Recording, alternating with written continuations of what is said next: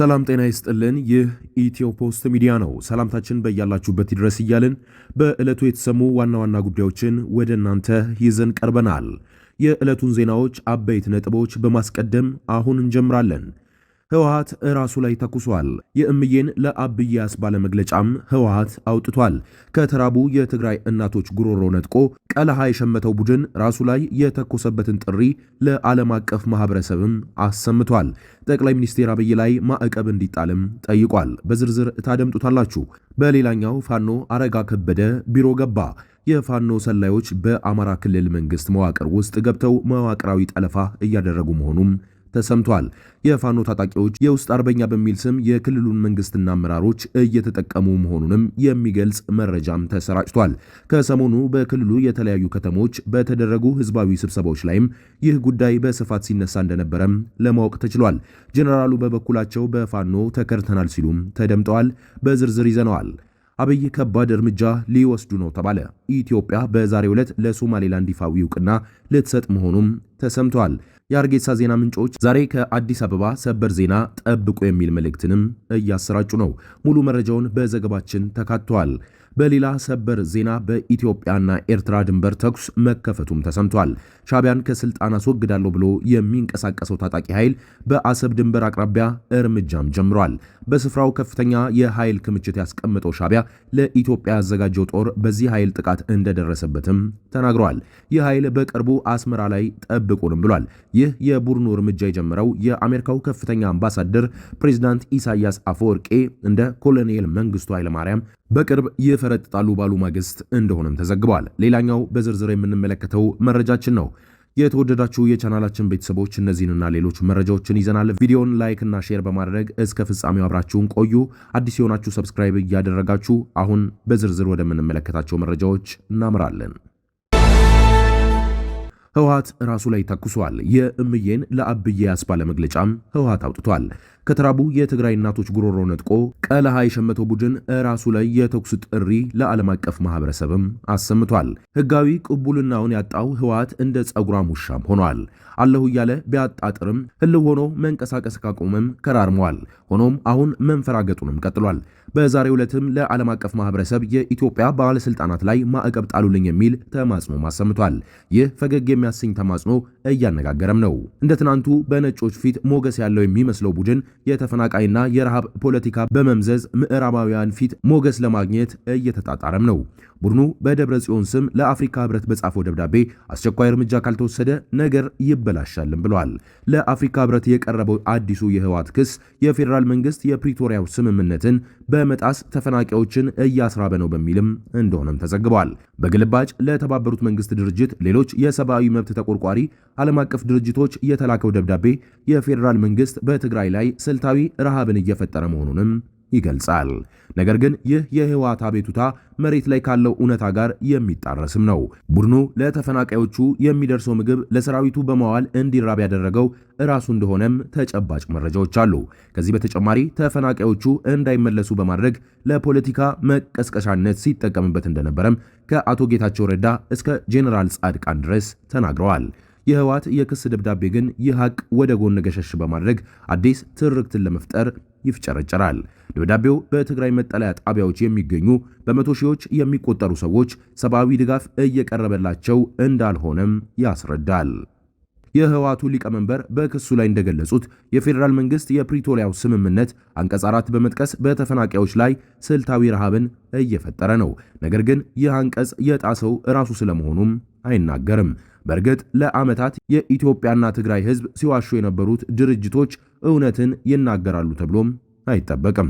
ህወሓት ተፈናቃዮቹ እየተራቡ ነው የሚል ክስ ያቀረበው ከመቀሌ አዋክቦ ወደ አዲስ አበባ ያባረራቸውን የቀድሞ አመራር ጌታቸው ረዳ ለተፈናቃዮቹ የተላከ እርዳታ ለታጣቂዎቹ እንደሚከፋፈል ባጋለጡ ማግስት ነው። ኢትዮጵያ በዛሬው ዕለት ለሶማሌላንድ ይፋዊ እውቅና ልትሰጥ መሆኑ ተሰማ። የሀርጌሳ ዜና ምንጮች ዛሬ ከአዲስ አበባ ሰበር ዜና ጠብቁ የሚል መልእክትንም እያሰራጩ ነው። የኢትዮጵያ መንግስት ግን እስካሁን ዝምታውን የመረጠው ብዙ ተከታይ ያላቸው የሶማሌላንድ አክቲቪስቶችና የማህበራዊ ገጾች ኢትዮጵያ ለሶማሌላንድ በዛሬው ዕለት ዕውቅና እንደምትሰጥ በስፋት እየዘገቡ ነው። በማህበራዊ ገጾች ላይ ባደረግነው ቅኝት ኢትዮጵያ እስራኤልን በመከተል ዕውቅና ለመስጠት ዝግጅቱን ጨርሳለች ሲሉም ዛሬ ከኢትዮጵያ በኩል ሰበር ዜና ጠብቁ የሚሉ ልጥፎችን እያሰራጩ ነው።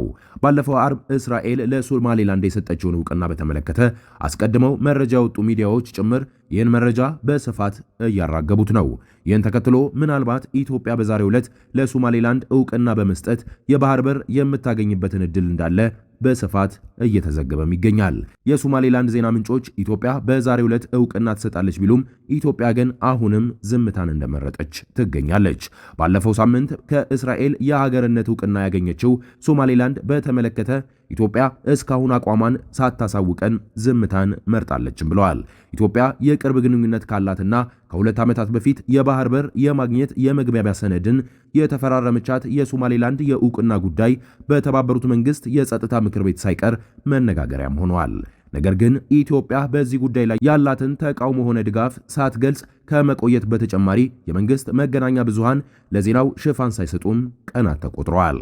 በተጨማሪም የውጭ ጉዳይ ሚኒስቴር ጌዲዮን ጢሞቴዎስ ማክሰኞ ዕለት በህዝብ ተወካዮች ምክር ቤት ቀርበው የነበረ ቢሆንም ስለ ሶማሌላንድ ጉዳይ ለቀረበላቸው ጥያቄም ምላሽ ሳይሰጡ ቀርተዋል።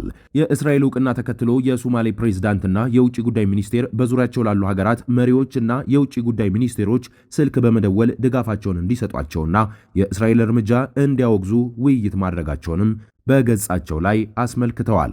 ባለስልጣናቱ የሶማሌ ዋነኛ ተግባራት እንዲሁም በአካባቢው ወሳኝ ሀገር ከሆነችው ኢትዮጵያ ባለስልጣናት ጋር ውይይት ስለማድረጋቸው እስካሁን ያሉት ነገር የለም። ግብፅ፣ ሱዳን፣ ጅቡቲና ኤርትራ የእስራኤልን ዕውቅና በይፋ የተቃወሙ ሀገራት ሲሆኑ ኢትዮጵያ ጨምሮ የኬንያና የኡጋንዳ መንግስታት አቋማቸውን እስካሁንም አላሳወቁም።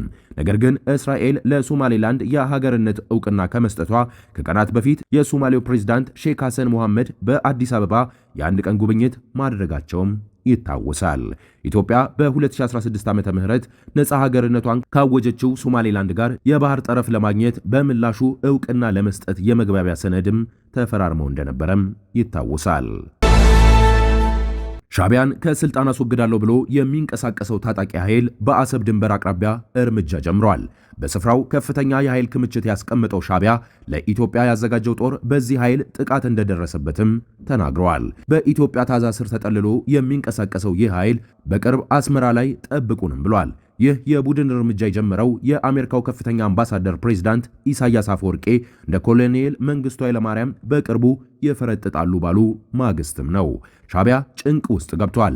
ስልጣኑንና አሰብን ላለማጣት የሞት ሽረት ላይ ይገኛል። በተለይም ኢትዮጵያን ማዕከል አድርገው የሚንቀሳቀሱ ታጣቂ ኃይሎች የወገብ ቅማል ሆነውበታል። ጸረ ሻዕቢያ እንቅስቃሴ ከሚያደርጉ ቡድኖች መሃል አንዱ የሆነው የቀይ ባህር አፋር ዲሞክራሲያዊ ድርጅት በይፋ የኤርትራ ጦር ላይ እርምጃም ጀምሯል። ካለፈው ቅዳሜ አንስቶ ከፍተኛ ቁጥር ያለው ጦርን ማንቀሳቀስ የጀመረ ሲሆን በትናንትናው ዕለትም የሻዕቢያ ጦር ላይ የደፈጣ ጥቃት መጣሉንም አሳውቋል።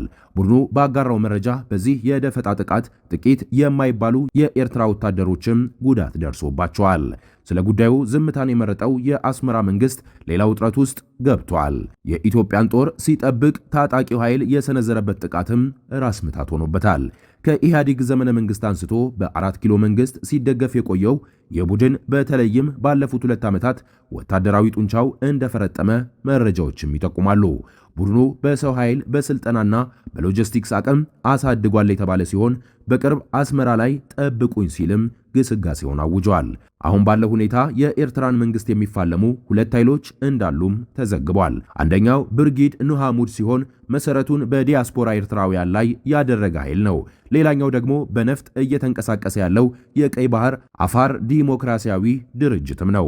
በዓለም አቀፍ ተቃውሞ ላይ የተመሰረተ እንቅስቃሴ ሲያደርግ የቆየው ብርጊድ ናሐሙዱን ከቀይ ባህር ዲሞክራሲያዊ ድርጅት ጋር በጋራ በመሆን ግንባር ፈጥሮ ወደ ነፍጥ ፍልሚያ በመግባት ከድርጅቱ ጋር መግባባት ላይ የደረሰ መሆኑም ከዚህ ቀደም ማሳወቁ ይታወሳል።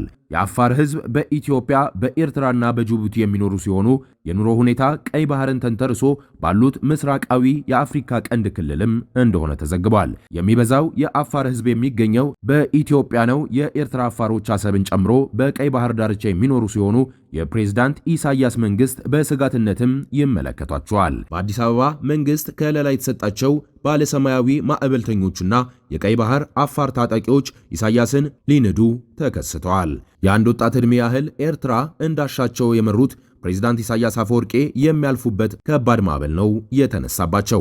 የጸረ ኢሳያስና ጸረ ሻዕቢያ ንቅናቄ የአህደሃሎ ቤተ መንግስት አምባገነኖችንም ማስጨነቅ ጀምሯል። ይህም የኢሳያስ አፈወርቄ ጅንበር እያዘቀዘቀች ስለመሆኑ ማሳያ ተደርጎ ተወስዷል። የፋኖ ሰላዮች በአማራ ክልል መንግስት መዋቅር ውስጥ ገብተው መዋቅራዊ ጠለፋ እያደረጉ መሆኑ ተሰማ። የፋኖ ታጣቂዎች የውስጥ አርበኛ በሚል ስም የክልሉን መንግስት አመራሮች እየተጠቀሙ መሆኑን የሚገልጽ መረጃም ተሰራጭቷል። ከሰሞኑ በክልሉ የተለያዩ ከተሞች በተደረጉ ህዝባዊ ስብሰባዎች ላይም የጉዳይ በስፋት ሲነሳ እንደነበረም ለማወቅ ተችሏል። ጄኔራሉ በበኩላቸው በፋኖ ተከርተናል ሲሉም ተደምጠዋል። በአማራ ክልል ከቀጠለው ግጭት ጎን ለጎን ከሰሞኑ ህዝባዊ ስብሰባዎች በተለያዩ ከተሞች እየተደረጉም ነው። በህዝባዊ ስብሰባዎቹ ላይ የመከላከያ ከፍተኛ ጄኔራሎችና የክልሉ ባለስልጣናት የተገኙበት ሲሆን ህዝቡ ከጎናቸው ሆኖ ፋኖን እንዲታገል ሲማጸኑም በተደጋጋሚ ተደምጧል። የፋኖ ታጣቂዎች ከውጭ ኃይሎች ጋር እየሰሩ ነው ከሚለው ክስ አንስቶ ንጹሐኑን እንደገደሉ በስብሰባዎቹ ላይ የመከላከያና መንግስት አመራሮች በስፋት ሲናገሩም ተስተውለዋል። በእነዚህ ውይይቶች ላይ ሌላው በስፋት የተነሳው ጉዳይ የክልሉ አመራሮች በሁለት ቢላ እየበሉ ነው የሚለውም ነው። የክልሉ ዝቅተኛ፣ መካከለኛና ከፍተኛ አመራሮች ከፋኖ ታጣቂዎች ጋር ተናበው በመስራት አስቀድመው መረጃዎችን እያገኙ ነውም ተብሏል። ቀኜ የውስጥ አደረጃጀት የተባለ መዋቅር በመዘርጋት የክልሉን መዋቅር ለማድከም እየተጠቀሙበት ነውም ተብሏል። ከሰሞኑ ደቡብ አቸፈር ወረዳ በተደረገ አንድ ውይይት ላይ ንግግር ያደረገው የቀድሞ የፋኖ አመራር ለታጣቂዎቹ መረጃ የሚሰጡና ከታጣቂዎቹ ጋር አብረው የሚሰሩ የክልሉ አመራሮች አሉ በማለትም ተናግረዋል። ይህም የፋኖ አደረጃጀቶች ቀኜ በሚል ስያሜ ውስጥ ከውስጥ መንግስታዊ መረጃዎችን ከማግኘት አንስቶ መንግስታዊ መዋቅሩን ለፍላጎታቸው እንዲጠቀሙበት አስችሏልም ተብሏል። ይህን ተከትሎ የክልሉ መንግስትና መከላከያ ከፋኖ ጋር ይሰራሉ በተባሉ አመራሮች ላይ እርምጃ እንደሚወስድም ተገልጧል። የኢትዮ ፖስት ሚዲያ ተከታታዮቻችን ለሰዓቱ የነበሩን መረጃዎች ይህን ይመስላሉ። በቪዲዮ ላይ ያላችሁን ሐሳብ፣ አስተያየት ኮሜንት ላይ ያስቀምጣችሁልን፣ እንዲሁም ሰብስክራይብ ያላደረጋችሁ ሰብስክራይብ በማድረግ በቀጣይ ትኩስ ዜና እስከምንገናኝ ቸር ቆዩ እንላለን።